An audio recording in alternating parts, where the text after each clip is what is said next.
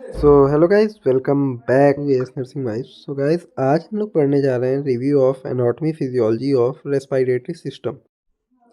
सो ये हमारा जो है रेस्पिरेटरी सिस्टम की यूनिट है, यूनिट 3 है एएचएम में, जिसमें डिसऑर्डर हम लोग पढ़ेंगे रेस्पिरेटरी सिस्टम के। सो वही चीज़ हमको जाननी है। सो हम लोग इसका इंट्रोडक्शन चालू करते हैं। चलिए इंट्रोडक्शन पढ़ते हैं। इस सिस्टम का मेन फंक्शन जो है आपका, वो ऑक्सीजन को बॉडी में लाना होता है, कार्बन डाइऑक्साइड को बाहर निकालना होता है। और जो फंक्शन होते हैं रेस्पिरेटरी सिस्टम के, ऑक्सीजन सप्लाई टिश्यू तक पहुंचाना, CO2 का रिमूवल कराना, एसिड बेस का बैलेंस करना, स्पीच प्रोडक्शन करना, सेंस ऑफ स्मेल करना, बॉडी टेम्परेचर रेगुलेशन मतलब कि बॉडी का टेम्परेचर मैनेज करना। सो जो एनाटॉमी है उसमें रेस्पिरेटरी सिस्टम जो है अपना, वो दो में डिवाइड है, upper respiratory tract and lower respiratory track.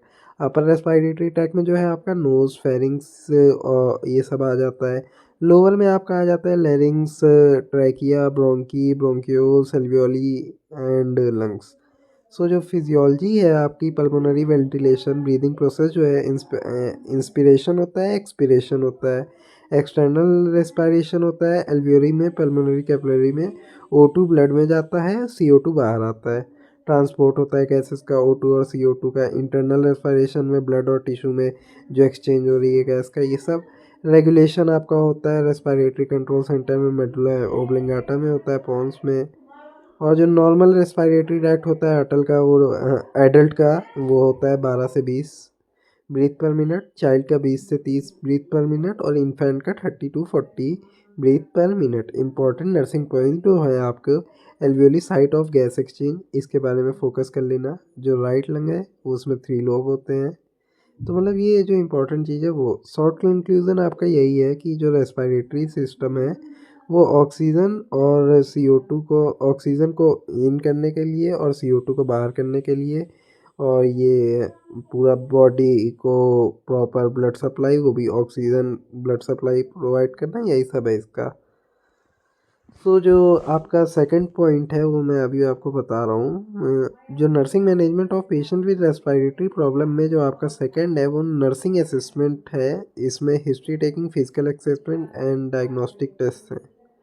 सो ये तो आपका कॉमन रेस्पिरेटरी प्रॉब्लम जब पढ़ेंगे तो समझ आएगा। तो फर्स्ट ऑफ ऑल हम लोग दूसरी देखने जा रहे हैं, अपर respiratory tract,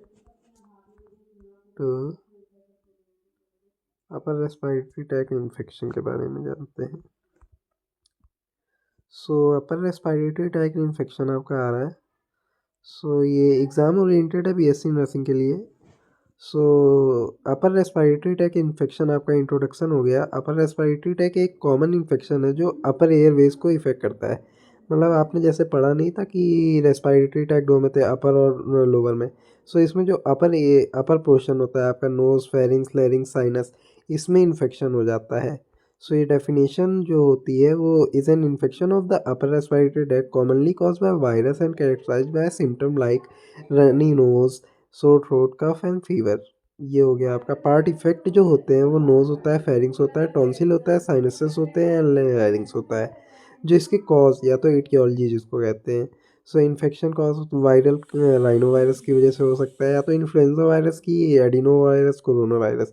bacterial less common, streptococcus genesis, ये बहुत ही मतलब लेस कॉमन है तो इसका कुछ नहीं। बट हाँ, आप rhino virus, influenza virus, adeno virus, corona virus याद कर लेंगे तो बहुत ही सही रहेगा।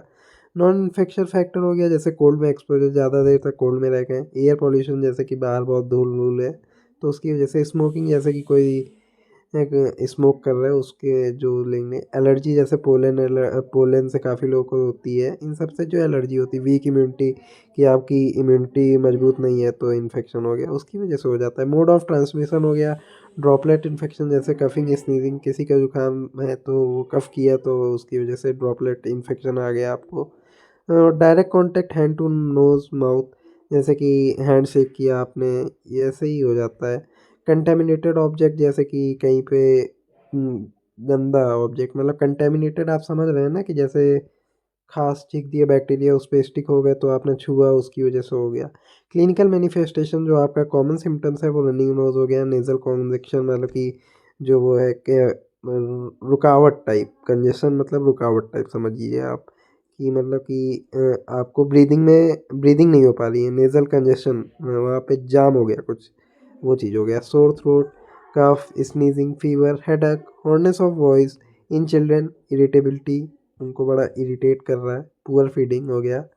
डायग्नोसिस आपका हो गया mostly clinical diagnosis, throat swab, CBC if severe infection. Management में आ गया, मेडिकल मैनेजमेंट आपका आ गया, एंटीपायरेटिक देंगे जैसे पैरासीटामोल हो गया, एंटीहिस्टामाइन देंगे जैसे ये एलर्जी हो गई है तो उसके लिए एंटीहिस्टामाइन दे देंगे, डीकंजेस्टेंट दे देंगे कि मतलब जो कंजेशन है वो खुल जाए, एंटीबायोटिक दे देंगे अगर बैक्टीरियल इन्फेक्शन है।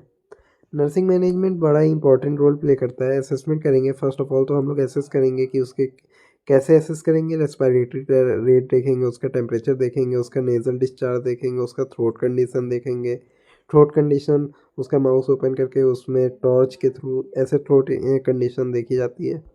सो नर्सिंग इंटरवेंशन जो होते हैं, maintain airway patency, encourage oral fluid, मतलब कि आपको देखना है और बताना है उनको कि एयरवेज ऐसे करें, इंकरेज करें उनको ओरल फ्लूइड के लिए कि ओरल फ्लूइड लें, वार्म सलाइन दें, स्टीम इन्हेलेशन बताएं, प्रोवाइड रेस्ट, यही सब हो गया।